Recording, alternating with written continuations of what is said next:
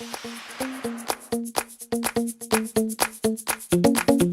it's Squeezy. And a few years ago, I used to have depression, and that was the same time I was in a relationship. I lost the will to get out of bed every morning. I lost the will to wank. I lost the will to do anything valuable in my life. Like, I feel like there was no point for me to wank or shower or brush my teeth. I could just stay in bed with my bad breath and never come out. And the reason to this is because I was in a relationship and I caught my ex sucking 3 guys off.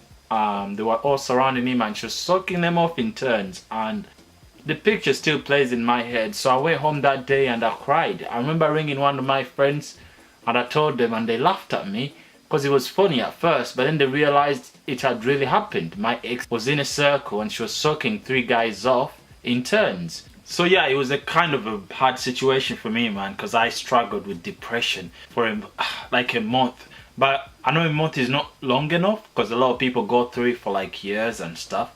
But mine was bad because I am an active person. So when that happened, I could not get out of bed. I feel like I was dying. I feel like I had a panic attack. I feel like I constantly had panic attacks and stuff. But then I didn't. Like, you know the thing with depression, you feel depressed and then you feel bad that you felt depressed, and you just get caught in that circle. But yeah, I just wanted to share how relationships cause depression and how and why you should really be careful the people you fall in love with. So the first way relationships cause depression is that you get to know this person and you're with them every time. You see their tits, you get to know them, you've known them for such a long time, and then out of the blue, stuff happens and you're not connected to them anymore. Research shows that you're actually more connected to the person you're in a relationship with than your parents, because you show them your tits, your dick, your bum, everything, bro. Whereas you don't show stuff like that to your parents, because you'd be weird as fuck. But what I'm trying to say is that these people grow on you, man. Like, you can't stop thinking about him. That's the thing, because you get caught up in that stupid shit and you have there's no escape. Do you ever feel like you're stuck in a toxic relationship but you don't want to get out because you feel like if you get out, you've been in a far worse situation than you're in right now? You just get to a point where you don't know what the fuck you're doing and you don't know where you're going. So that's why you get depressed, when you're in a relationship, because these people, you know them, and sometimes they'll do stuff that piss you off and you think, why would you do that, because you expect them to be loyal. And that's the problem. When people get in relationships, they expect people to be perfect. Whereas in history, there's never been a person that's been perfect.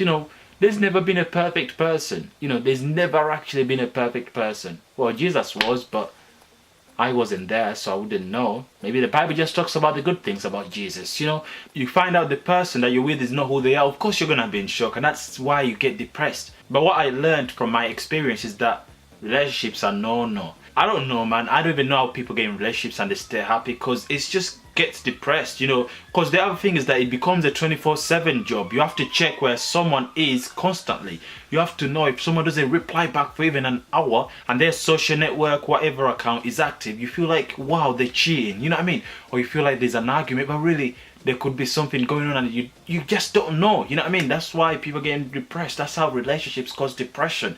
You stress about relationships more than you stress about your work. You get stressed about relationships more than you stress about what's the size of your dick, because if you have a small dick, then you're obviously going to be depressed. But relationships will stress you more than when you have a small dick. Another way relationships cause depression is the fact that they're overrated. When you're single, you always think, oh, I can't wait to get in a relationship, and you're like, wow, I'm actually in a relationship. I'm actually gonna get 24/7 sex. I'm actually gonna be sucking tits all the time and stuff like that. I'm actually gonna be going out. We're actually gonna be exploring the world. We're actually gonna do something together.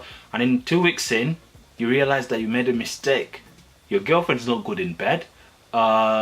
You're broke as shit because you have to buy a present and then this and that, and then you can't even travel the world that you thought, and you just realize that, oh shit, I'm fucked. There's not really hope for me. And then that's when the depression starts. You start already getting depressed. That's why it's always advisable, like I always tell my boys and my friends, stay out of a relationship. If you think it's going to work, it's never going to work, okay? Do not delude yourself. Research shows that 5% of relationships work, so the 95, like all of yous, anyone out there is involved in 95, because the top 5% are obviously those people that are wealthy. Of course, the relationship is gonna work if you're wealthy. Like, you don't have to worry about shit. You don't have to worry. You can just put a tracker in your girl's bag so you know where she is. So when she's sucking dick, you know where she is all the time.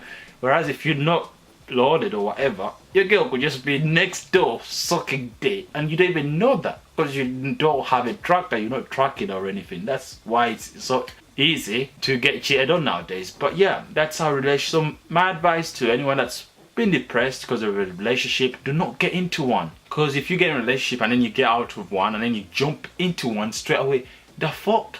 That's like having a shit and then going back and eating it. If you're a girl, you've just come out of a relationship, a toxic one, go out there, become a slag for the time being, okay? Become a slag for a few days, maybe a few years, and after that, after you've sucked as many dicks as possible, go back to being a nice girl, find a perfect guy. This time you know a lot better because you've tested all the weird dicks out there. If you're a guy just came out of a toxic relationship, go out there, explore the world, explore the different tits in different colors, black, white, Asian. You know, enjoy your life. Do not sit down and depress about the relationship you just been out of, because it's not going to help. Just wake up and start living life. You know, that's how you can avoid being depressed from a relationship. Or if you're in a relationship and you think it's depressing you, just get out of it. It's simple. If you want to get out of it, first thing you do, cheat.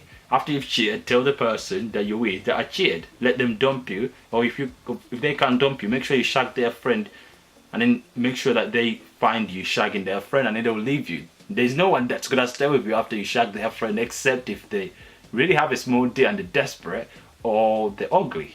That's how it is. Anyway, that was it from today's video. Peace.